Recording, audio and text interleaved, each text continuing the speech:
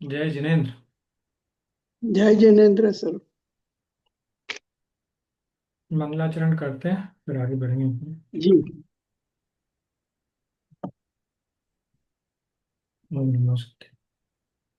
नमो अरहंताणं, नमो सिद्धाणं, नमो आयर्याणं, नमो उवज्झायाणं, नमो लोये सवसाहुणम्।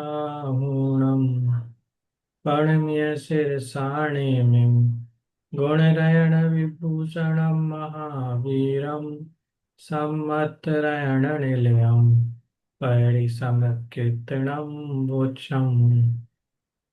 आचार्य नेमिचंद सिद्धांत चक्रवर्ती द्वारा रचित गोमटसार कर्मकांड ग्रंथ, उसमें अपनी नाम कर्म की 43 प्रकृतियों की चर्चा चल रही है।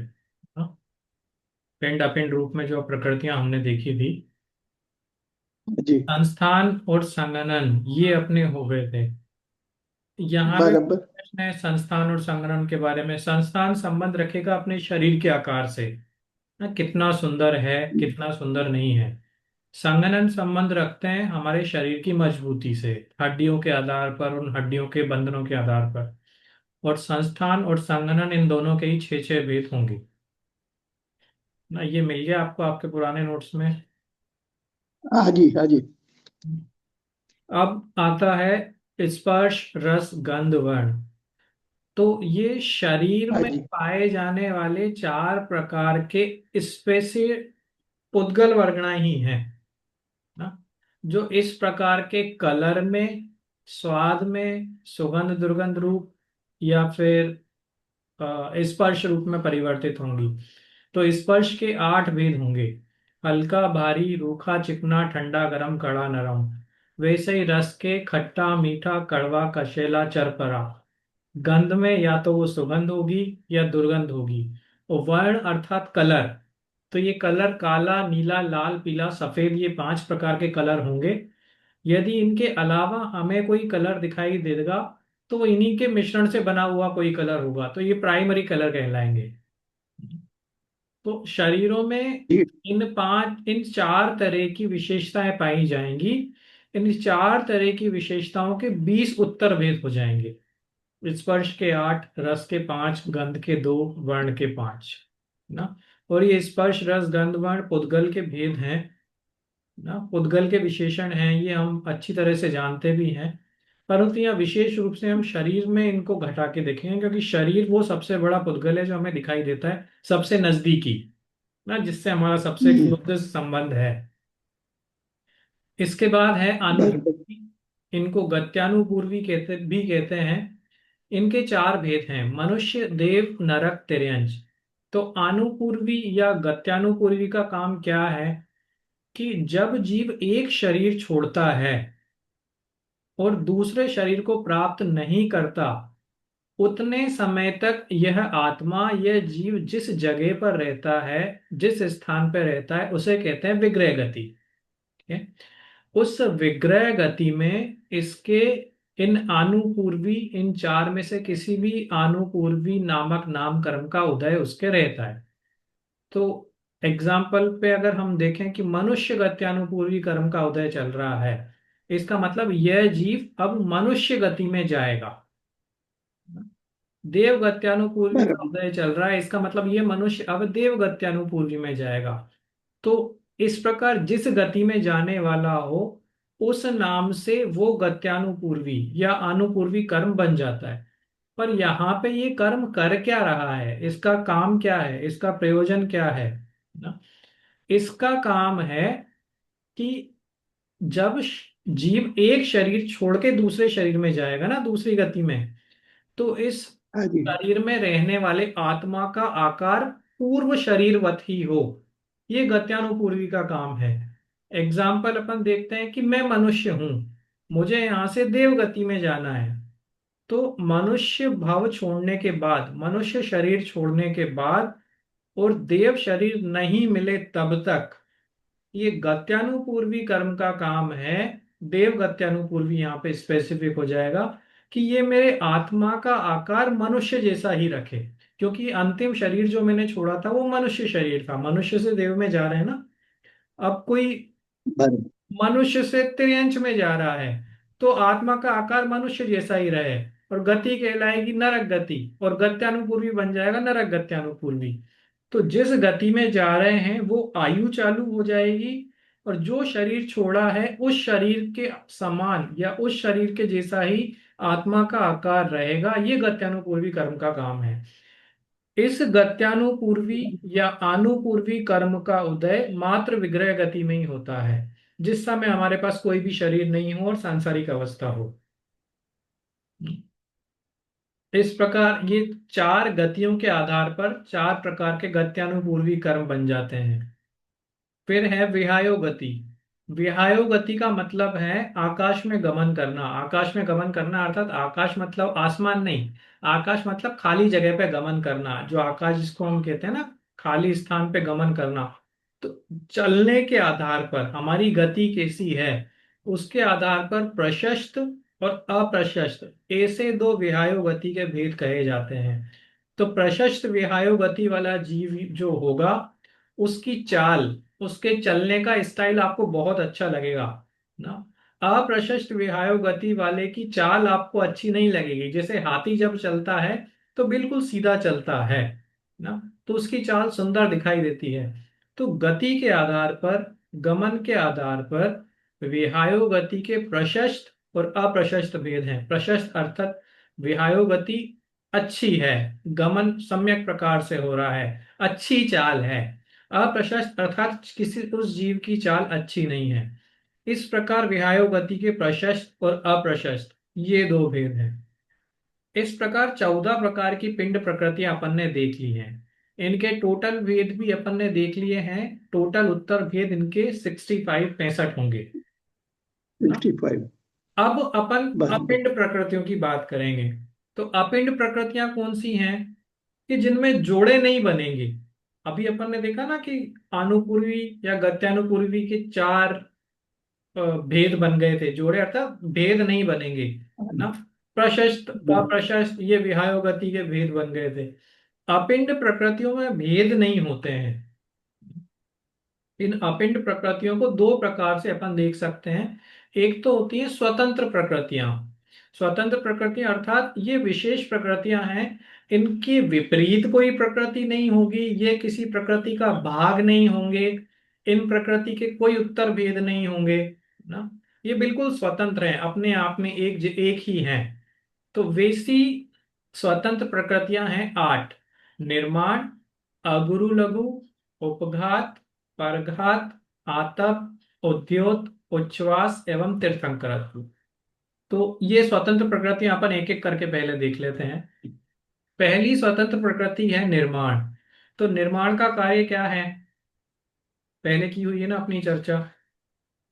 महान और साइज, हाँ, कि कौन सी निर्माण, कान में वो देना और हाँ कितनी साइज में देना।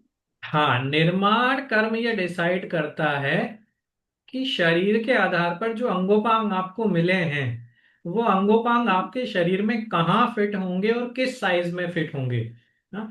कि अगर मनुष्य शरीर मिला है तो आंखें चेहरे पर ही होनी चाहिए, दो ही होनी चाहिए और इतनी बड़ी ही होनी चाहिए ना। अगर तिर्यंच का शरीर मिला है तो पूंछ होनी चाहिए और पीछे होनी चाहिए। मनुष्य के शरीर में पूंछ नहीं मिलेगी ना। कौवे का शरीर मिला है तो एक आंख होनी चाहिए और इतनी बड़ी ही होनी चाहिए। तो अंगों पांगों का निर्धारण दो आधार पे करने वाला कि संख्या कितनी होगी और साइज कितनी होगी, इनका निर्धारण करने वाला ये निर्माण नाम कर्म है। इसके कारण ही अंगों पांगों की संख्या और उनका साइज, उनका आकार निर्धारित होता है। दूसरा है अगुरु लघु। अगुरु लघु के कारण, इस नामकर्म की प्रकृति के कारण ही शरीर ना तो अत्यंत भारी होता है, ना ही अत्यंत हल्का होता है। कोई जीव कितना भी भारी हो, कितना भी वजनी हो, या कितना भी पतला हो, दुबला हो, वो अपने शरीर को स्वयं चलाने में समर्थ है। वो अपनी इच्छा से उठ सकता है, बैठ सकता है ना। कितना भी भारी शरीर वाला जीव हो, वो ऐसा नहीं होगा कि मैं एक बार बैठ गया तो अब उठ ही नहीं पा रहा हूं ना। कितना भी हल्के शरीर वाला जीव हो, कितना भी पतला दुबला शरीर हो, कभी भी ऐसा नहीं होगा कि वो उड़ता ही जा रहा है हवा में। तो ये सब हो रहा है अगुरु लघु नाम कर्म के कारण, कि इस नाम कर्म की प्रकृति, अगुरु नामक प्रकृति, शरीर को ना तो अत्यंत भारी होने देती है, ना ही बहुत हल्का होने देती है, बड़ा भी नहीं होने देगी, छोटा भी नहीं होने देगी। फिर से इसका कारण क्या है? जैसे अपन पीछे की प्रकृतियां देखते आ रहे हैं, शरीर की स्थिति बनाए रखने के लिए अगुरु लघु आवश्यक है ना। अगर अगुरु लघु नामकर्म नहीं होगा तो कोई मोटे शरीर वाला जीव, भारी शरीर वाला जीव एक बार बैठ जाएगा तो वो उठ ही नहीं पाएगा स्वयं से। फिर बराबर। है उपघात, परघात। तो उपघात क्या होता है? कि उपघात नाम कर्म की प्रकृति के कारण शरीर के अंगोपांग जो दूसरे जीवों का घात में सहायक बनते हैं या निमित्त बनते हैं, जैसे गाय के सींग ना, शेर के पंजे हो गए, हमारे नाखून हो गए, तो जिनके कारण दूसरे जीवों का घात किया जा सके ना, घात हो जाए, वे कहलाते हैं उपघात, शरीर के वे अंग। सॉरी, वो कहलाएंगे परघात, दूसरे का घात करने वाले। और उपघात क्या होंगे? कि शरीर के वो ही अंग जिससे स्वयं का ही घात हो जाए ना। कई बार आपने देखा हमारे दांत इतने बड़े हो जाते हैं कि वो हमारी जीवान में ही छेद करने लग जाते हैं ना। कई बार हमारे नाखून इतने बड़े हो जाते हैं कि हमारे ही घात में सहायक हो जाते हैं। तो शरीर के अंगों से अगर हमें स्वयं को नुकसान होने लग जाए तो वो प्रकृति होगी उपघात, और दूसरों का घात करें तो वो होगी परघात। इस प्रकार उपघात और परघात ये दो स्वतंत्र प्रकृतियां हैं। फिर है आतप। आतप के कारण जीव का मूल शरीर तो ठंडा रहता है, परंतु उसके बाह्य शरीर में दूसरे जीवों को ताप महसूस होगा, हीट महसूस होगी ना, उष्णता महसूस होगी। ये आतप नाम कर्म की प्रकृति का उदय जो सूर्य के बिंब में स्थित स्थावर जीव हैं उनमें पाया जाता है। तो कभी हम कहते हैं ना कि जब सूरज की गर्मी इतनी होती है तो जो अंदर रहते होंगे उनको कितनी गर्मी लगती होगी, वो तो जल ही जाते होंगे। तो ऐसा नहीं होता है कि वहाँ आतप नाम कर्म के कारण उनके शरीर से हमें गर्मी महसूस होती है, उनकी प्रभा के कारण, उनकी किरणों के कारण, लेकिन मूल में अंदर में उनका शरीर ठंडा ही रहता है ना। तो ऐसे नामकर्म की यह प्रकृति है जिसके कारण दूसरों को आतप महसूस हो लेकिन स्वयं मूल में ठंडे रहें, वो आतप कहलाता है। ऐसी ही एक और बराबर। प्रकृति है उद्योत। उद्योत के कारण जीव के शरीर में प्रकाश उत्पन्न होता है, उद्योत का मतलब ही प्रकाश है। तो यह प्रकाश हमें दिखाई देता है हाँ, जुगनू इत्यादि जो जीव हैं, चंद्रमा में स्थित जो बालरकाय जीव हैं, इन जीवों में अगर आप देखेंगे तो रात्रि में जब ये विचरण करते हैं तो उनके शरीर में बिजली दिखती है, प्रकाश दिखता है, उजाला दिखता है। ये उद्योत नाम कर्म का कारण है कि शरीर में बिजली उत्पन्न हो, इसके कारण उनको झटके नहीं लगते हैं ना, इनके कारण उनका शरीर फिर से जलता नहीं है या ठंडा रहता हो, ऐसा नहीं है, पर उनके शरीर में प्रकाश उत्पन्न होता है जिसका कारण है उद्योत नामकरण। सातवीं प्रकृति है उच्छ्वास। जिस प्रकृति के कारण या जिस नामकरण की प्रकृति के कारण शरीर में उच्छ्वास का कार्य हो, वो उच्छ्वास है। ये श्वासोच्छ्वास की तरह लेना बस। यहाँ पे ध्यान रखने वाली बात यह है कि उच्छ्वास का घ्राण इंद्रिय से कोई भी लेना देना नहीं है ना। यहाँ पे उच्छ्वास का मतलब ये नहीं है कि हम जो सांस ले रहे हैं वो घ्राण इंद्रिय से ही ले रहे हैं, अगर ये नहीं होगी तो उन जीवों के उच्छ्वास पाया जाएगा या नहीं, तो ऐसा नहीं है। इसका नासिका से, नाक से या घ्राण इंद्रिय से लेना देना नहीं। श्वासोच्छ्वास शरीर की स्थिति बनाए रहने के लिए जरूरी है, जो कि नामकर्म की प्रकृति के अंतर्गत आता है। अंतिम प्रकृति है स्वतंत्र प्रकृतियों में तीर्थंकरत्व। तीर्थंकरत्व भी शरीर से संबंधित ही प्रकृति है, शरीर से संबंधित अर्थात शुभ प्रकृति है, अत्यंत प्रशस्त प्रकृति है, परंतु ये आत्मा के लिए नहीं है ना। तो जिस प्रकृति के कारण तीर्थंकर नाम कर्म का बंध हो या जिस प्रकृति के उदय में जीव तीर्थंकर बने, वो तीर्थंकरत्व कहलाता है। तीर्थंकरत्व नाम कर्म की प्रकृति है। चूंकि ये नाम कर्म की प्रकृति है और कर्म कोई भी शुभ या अशुभ नहीं है, अच्छे या बुरे नहीं हैं, अच्छे तो नहीं ही हैं, तो जो जीव तीर्थंकर बनना चाहता है वो भी तीर्थंकर बनने की कामना नहीं करता है, या तीर्थंकरत्व प्रकृति बांधने की कामना नहीं करता है ना। अत्यंत शुभ अत्यंत प्रशस्त प्रकृति होने पर भी इसके बंधन की इच्छा वो जीव नहीं करते हैं ना? तो ये 8 प्रकार की स्वतंत्र प्रकृतियां हैं। पहले अपन ने कितनी प्रकृतियां देख ली पिंड प्रकृतियों में? हाँ, पिंड 65 65। 65 प्रकृतियां देख ली है ना। अब 8 अपन ये हाँ इसमें जी, जोड़ हाँ, देंगे तो टोटल कितनी हो जाएंगी? 73। 73 हो गई, 73। है ना। अब जो हाँ। बाकी की 20 प्रकृतियां बची हैं, ये 20 प्रकृतियां जोड़े में चलती हैं। तो अगर हम 10 भी याद रखेंगे तो उनके विपरीत स्वभाव वाली 10 और वैसी की वैसी हो जाएंगी। तो इनको कहते हैं जोड़े बराबर। रूप प्रकृतियां। फिर से ये अपिंड प्रकृतियां हैं, क्योंकि ये जोड़े रूप प्रकृतियां किसी की भेद नहीं है, ये स्वतंत्र प्रकृतियां हैं, परंतु विपरीत स्वभाव का जोड़ा है इनमें। जैसे पहली प्रकृति है प्रत्येक शरीर, तो प्रत्येक शरीर का विपरीत स्वभाव वाली प्रकृति होगी साधारण शरीर। पर ये प्रत्येक शरीर और साधारण शरीर किसी के भेद नहीं है ना। चूंकि ये भेद नहीं है, इसलिए ये पिंड प्रकृतियों के अंतर्गत नहीं आएंगे। तो अपिंड प्रकृतियों में पहली प्रत्येक शरीर, दूसरी साधारण शरीर। अब प्रत्येक शरीर और साधारण शरीर क्या होता है कि लोक में ऐसे बहुत सारे जीव हैं ना, जिनके पास अपना अपना शरीर है। एक शरीर में एक जीव रहता है ना। तो एक शरीर में एक जीव रहे, जैसे हम एक जीव एक शरीर को लेके चलते हैं, तो हम प्रत्येक शरीर वाले जीव हुए ना। अब बराबर। साधारण शरीर क्या हुआ कि ऐसे बहुत सारे जीव हैं, जो बहुत सारे जीव मिलकर एक शरीर को शेयर करते हैं। जो निगोदिया में जो स्थिति बनती है कि उनका शरीर एक होता है, उस शरीर के आधार से रहने वाले जीव अनंत होते हैं ना। तो अगर हम कंपेयर करें तो प्रत्येक शरीर साधारण शरीर की अपेक्षा अच्छा है ना। ये ऐसा ही है कि 4 लोग घूमने जाएं और चारों को एक कमरा अलॉट हो तो थोड़ी असुविधा होती है, उतना अच्छा नहीं लगता। और चारों को 4 रूम मिल जाएं अपने अपने, तो स्वतंत्रता महसूस होती है। वैसे ही प्रत्येक शरीर साधारण शरीर में है कि अनंत जीव मिलके मात्र एक अनंत और साधारण में फर्क होता है क्या?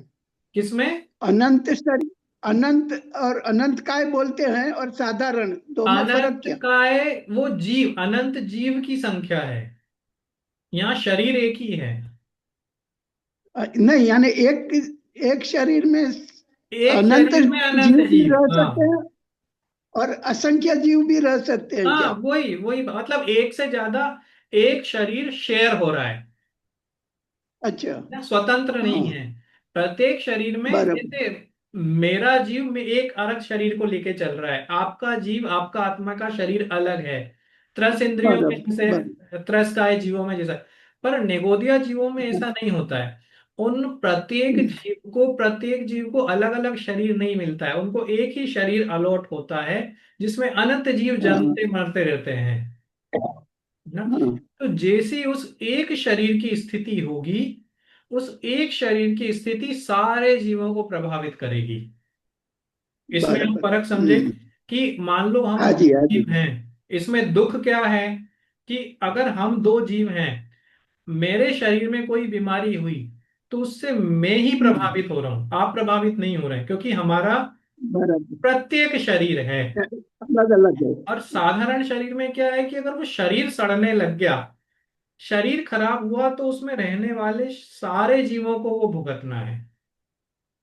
बराबर। तो ये इस अपेक्षा से साधारण की अपेक्षा प्रत्येक अच्छा है।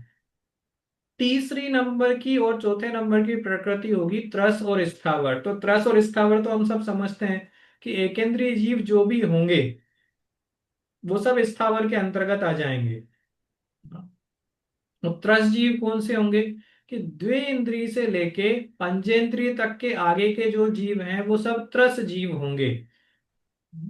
तो इसमें कुछ समझाना है, द्विइंद्रिय त्रिइंद्रिय चतुरिंद्रिय पंचेंद्रिय क्या होगा? नहीं, सर एक बराबर प्रश्न है। था।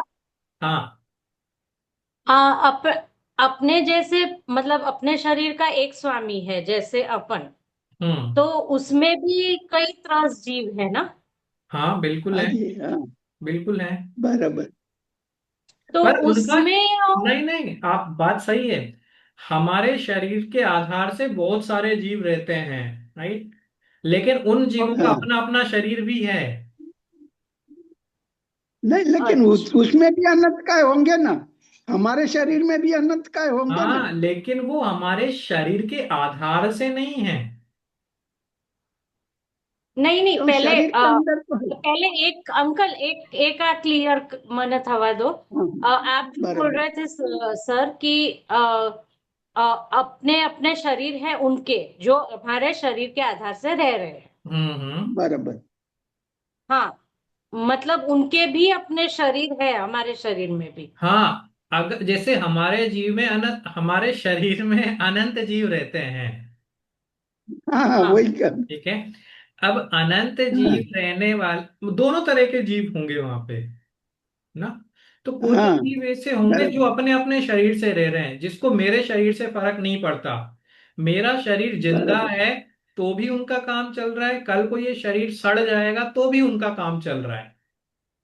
बराबर। अच्छा, कुछ ओके। जीव और तो, निगोदिया, हाँ, निगोदिया जीव की स्पेसिफिक बात कर रहा हूं मैं।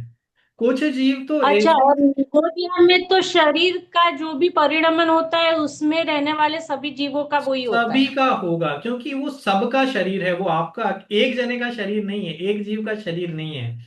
हमारे शरीर में तो स्थिति ऐसी बनती है कि बहुत सारे जीव ऐसे हैं जो मेरे इस शरीर के सड़ने के बाद ही उत्पन्न होंगे। अर्थ हाँ, शरीर में राइट। बराबर। यहाँ तो सभी प्रकार के जीव हैं। पर प्रत्येक शरीर, साधारण शरीर में स्पेसिफिक उन जीवों को लिया जाता है जो एक ही शरीर को शेयर कर रहे हैं, एक ही शरीर के साथ रह रहे हैं। तो एक शरीर के साथ जो होगा उस सभी जीवों को भुगतना पड़ेगा। हाँ, मतलब अब डिफरेंस समझ में आया। मुझे हमेशा लगता था कि हमारे शरीर में भी इतने त्रस्त जीव है, तो हमारे और निगोदिया में क्या डिफरेंस होगा। ओके। निगोदिया तो बिल्कुल, हमारे निगोदिया जीव वो हैं जो जो मतलब देखने में ही नहीं आएंगे, हम उनको देखेंगे कैसे। नहीं, देखने में नहीं आएंगे, लेकिन कहते हैं ना कि एक आलू में बहुत सारे जीव है। तो कई बार हम पढ़ते हैं ना कि हमारे मनुष्य शरीर में भी बहुत सारे जीव हाँ इनके आधार से रहते हैं। तो मैं उन दोनों का डिफरेंस नहीं समझ पा रही थी, वो आज समझ गई कि इनको अपना शरीर है रहने के लिए, हाँ हमारे हमारे शरीर के हाँ, आधार पर जो रह रहे हैं। बिल्कुल। और मैं कह रहा हूँ ना, निगोदिया जीव एक हमारे ही यहाँ तो, शरीर के आधार पर सब रह रहे हैं। हमारे वाले जीवों को तो मेरे शरीर, मेरे दोनों तरह के जीव होंगे, मेरे शरीर की हाँ आवश्यकता नहीं है उनको। हाँ, हाँ उनको रहने के लिए मेरे शरीर की आवश्यकता नहीं है। उन हाँ, साधारण वो शरीर भी वाले जीवों साधारण को है। तो वो एक शरीर चाहिए ही सही जिसमें सब रहें। हम्म, अच्छा, तो ओके। वो नाम से ही पता चलेगा, प्रत्येक मतलब अपना अपना शरीर लेके चलने वाला जीव। साधारण बराबर। मतलब साधारण शरीर है एक, 10 हाँ, कॉमन। अगर जीव है तो वो 10 जीव कॉमन। एक शरीर को चला रहे हैं, या बराबर। एक ओ, शरीर के आधार से 10 जीव रह रहे हैं। तो एक शरीर खत्म हम्म, हुआ तो वो दसों जीव खत्म हो गए। हम्म, यहाँ पे हाँ, बराबर। मैं प्रत्येक लेके चल रहा हूं। तो मैं अगर खत्म होऊंगा, ये शरीर खत्म होगा, तो मेरा आत्मा निकलेगा, बाकी के जीव रहेंगे या नहीं रहेंगे। रहेंगे। रहेंगे। रहेंगे। ऐसे समझ। अच्छा, प्रत्येक मतलब अपना थैंक अपना, यू सर। प्रत्येक का मतलब यही होता है, अपना अपना लेके चलें। Thank you sir. हाँ, बराबर। बस, हाँ, आपका भी प्रश्न था। नहीं, बराबर। हाँ, त्रस स्थावर समझ में आता है अपने को क्या है, हाँ, कि द्वे इंद्रिय से लेके हाँ पंचेंद्रिय तक के, ये यहीं पे शायद चर्चा चल रही थी ना अपनी लास्ट, कि जो इंद्रियों का क्रम जी। होगा वो वैसा ही होगा। अगर एक इंद्रिय कोई जीव होगा तो हाँ, स्पर्शन इंद्रिय ही होगी। दो शरीर ही इंद्रियां है होंगी तो एकदम। स्पर्शन रसना। तीन इंद्रिय होंगी तो हाँ, स्पर्शन रसना घ्राण। चार इंद्रिय होंगी तो स्पर्शन बराबर। रसना घ्राण चक्षु। और पंचेंद्रिय कोई जीव होगा तो स्पर्शन रसना घ्राण चक्षु कर्ण। इस क्रम में ही इंद्रियां बढ़ती जाएंगी। ऐसा नहीं हो सकता कि हाँ, द्वेंद्रिय जीव की बात करें और स्पर्शन और घ्राण पकड़ लें, हाँ, हाँ, है ना। बराबर। अगर घ्राण इंद्रिय बराबर। वाले जीव की बात कर रहे हैं तो सिद्धांत ये कहता है हाँ, कि वो जीव त्रिइंद्रिय जीव तो कम से कम है, ना। कर्ण इंद्रिय की बात कर रहे हैं तो वो पंचेंद्रिय तो है ही है। चक्षु इंद्रिय की बात कर रहे हैं तो वो चतुरेंद्रिय तो है ही है ना। हम्म, बराबर। ऐसा, और उसके अलावा बाकी सब स्थावर में आ जाएंगे। तो स्थावर जीवों हम्म, के भी कोई भेद हैं क्या? हाँ, 5 है ना। कौन कौन से 5 भेद हैं? 5 महाविभेद है। कौन कौन से 5 भेद हैं? पृथ्वी का, आपका, तेव का, वायु का, वनस्पति का है। हाँ, पृथ्वी कायिक, जल कायिक, अग्नि कायिक, वनस्पति, वायु कायिक और वनस्पति कायिक। तो स्थावर जीवों हाँ, का मतलब है कि ऐसे जीव जिनका वातावरण ही उनका शरीर बन जाए ना। जैसे पृथ्वी कायिक अच्छा। जीवों का शरीर पृथ्वी ही है, जल कायिक जीवों का शरीर जल ही है। त्रस में ऐसा नहीं है, त्रस में तो इंद्रियां चल गई फिर आगे, है ना, अपना अपना अलग अलग हम्म, शरीर लेके अलग अलग इंद्रियों के आधार से उनके आकार बने हुए हैं। तो पृथ्वी, जल, अग्नि, वायु, वनस्पति, ऐसे आप लगा लेना। वनस्पति का एक जीव वनस्पति जिनका आधार है। अब वनस्पति में भी 2 प्रकार के जीव पाए जा सकते हैं, हाँ, बराबर है ना। फिर, है। सूक्ष्म और बादल। हाँ, सूक्ष्म बादल। हाँ, फिर आएगा सुभग और दुर्भग, 5वें और 6ठे नंबर की प्रकृति। तो सुभग और दुर्भग किसे कहेंगे?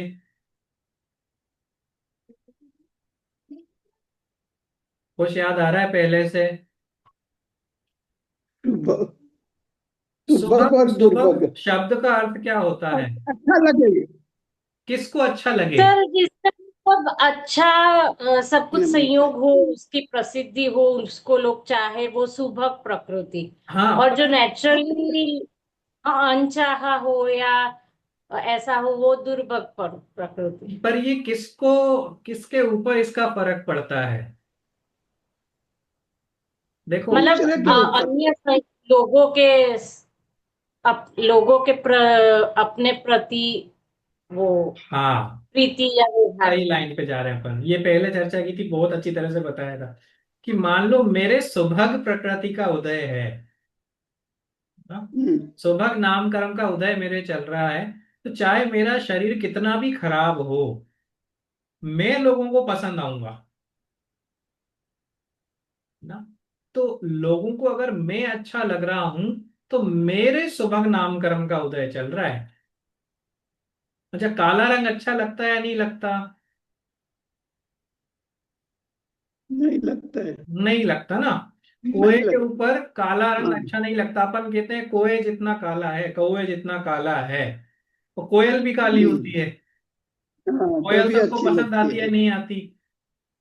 अच्छा लगता है। हालांकि हाँ जी। उदाहरण सुस्वर दुस्वर का हो जाएगा, पर सुबक दुर्बक में भी लगता है नहीं, दोनों काले हैं। हाँ, पर कौवा पसंद नहीं आ हाँ, रहा, कोयल पसंद आती है। हाँ, अच्छा, बराबर। गोरा तो होना सुबह हमें दुर्भग ज्यादा। उधर, हाँ, सुबह दुर्भग उधर लगता है।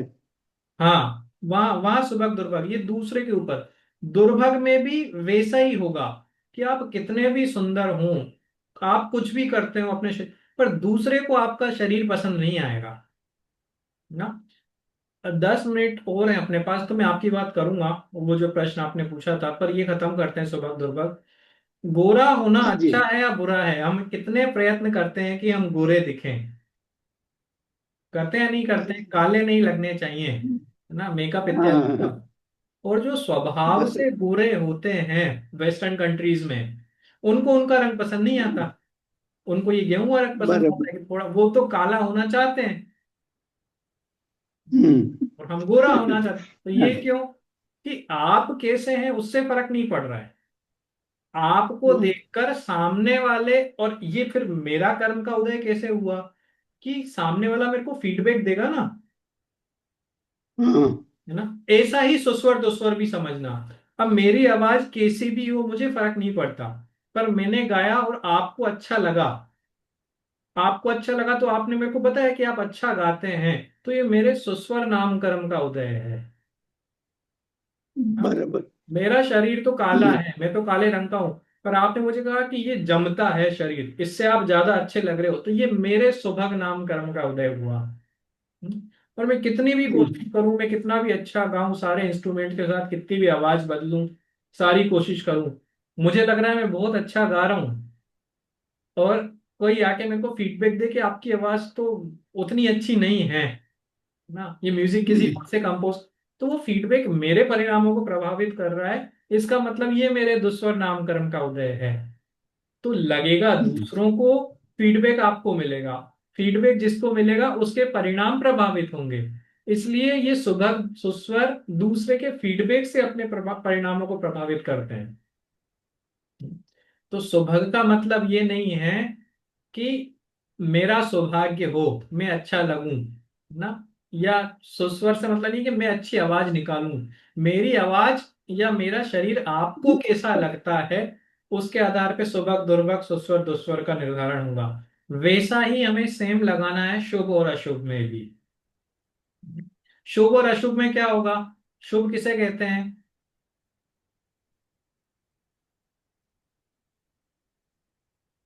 मेरे से दूसरे का अच्छा हो। शुभ मतलब जिससे मेरा शरीर शुभ लगे, हम्म, है ना। और अशुभ मतलब जिससे शरीर अशुभ लगे। अब मुझे ये बताएं कि कुत्ता होता है ना, चार पैर होते हैं। अब कुत्ता किसी को अच्छा लगता है, किसी को बुरा लगता है ना। आजकल तो आपने देखा होगा कुत्तों को कितनी सुविधाएं मिलती हैं ना, पालतू कुत्ते हम्म, जो होते हैं उनको अपने बच्चों हम्म, से ज्यादा कुत्तों से प्यार है। क्यों? कि शुभ नामकर्म का उदय चल रहा है। वैसा ही एक दूसरा जिसको हम स्ट्रीट डॉग बोलते हैं ना, जो पालतू कुत्ता नहीं है, वैसा ही कुत्ता है वो भी, क्योंकि उसके अशुभ नामकर्म का उदय वो उनको पसंद नहीं आता। क्यों? दोनों कुत्ते हैं, पर हाँ एक के शुभ नामकर्म का उदय है तो उसको सारी सुविधाएं मिल रही हैं, घर जैसा माहौल मिल रहा है। दूसरे के अशुभ नामकर्म का उदय चल रहा है तो उसको वैसा नहीं मिल रहा है। तो सुभग दुर्भग सुस्वर दुस्वर शुभ अशुभ ये एक तरह की प्रकृतियां हैं।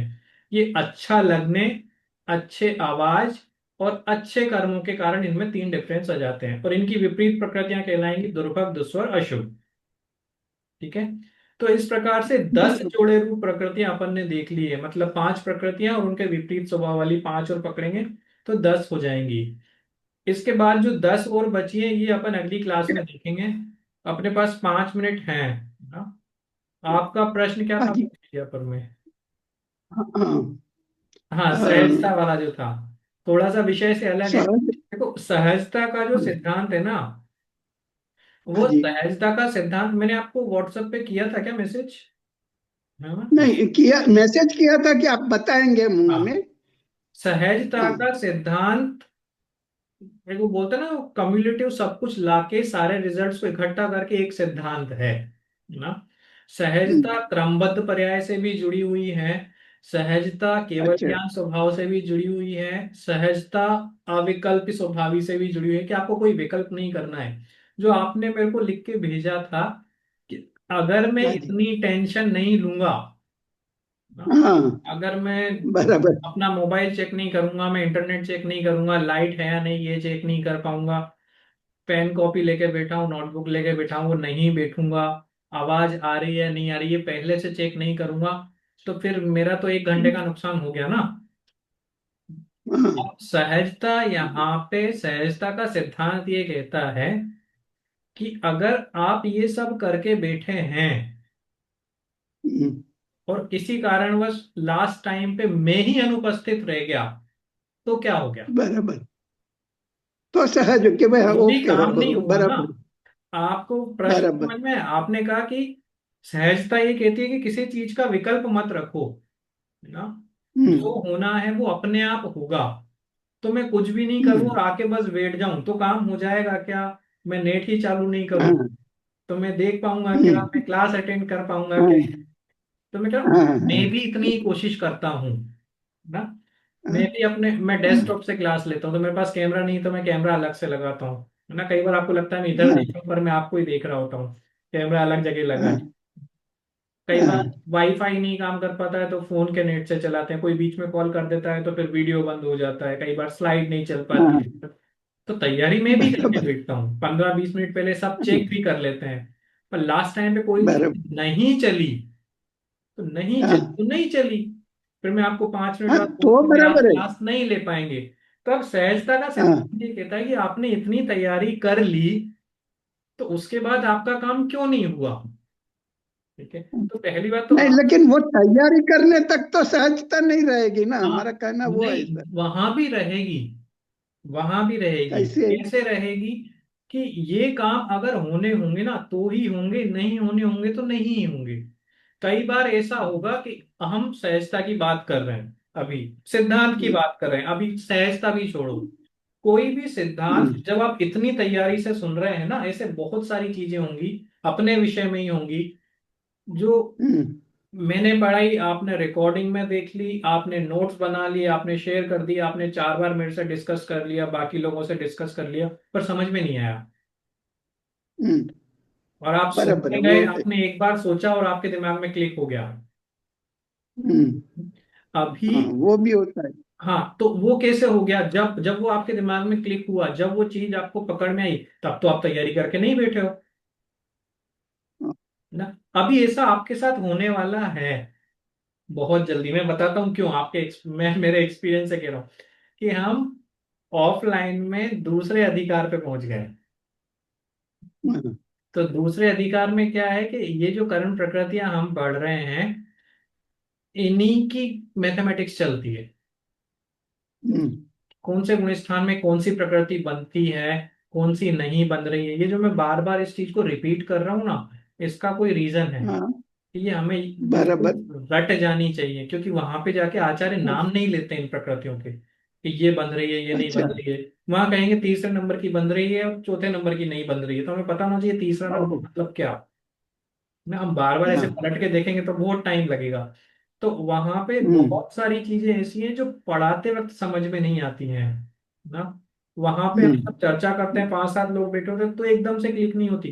तो 2-5 मिनट के लिए शांत बैठते हैं ना, तो हम ही समाधान, अरे ये शायद इसलिए ऐसा हो रहा है।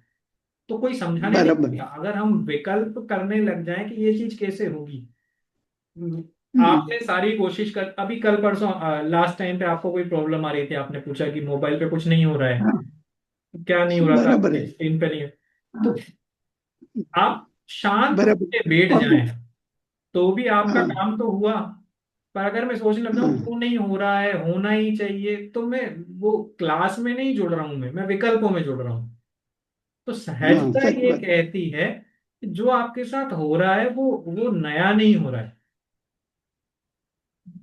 ये बहुत पहले देखा जा चुका है, बहुत पहले निश्चय इसका हो चुका है कि ऐसा होना होगा।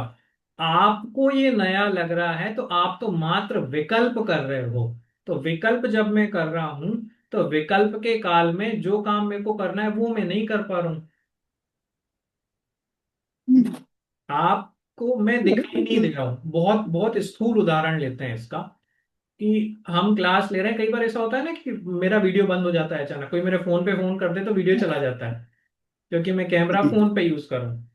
तो अब अगर आप बराबर। बाकी के टाइम यही सोच रहे हो कि मैं तो दिख ही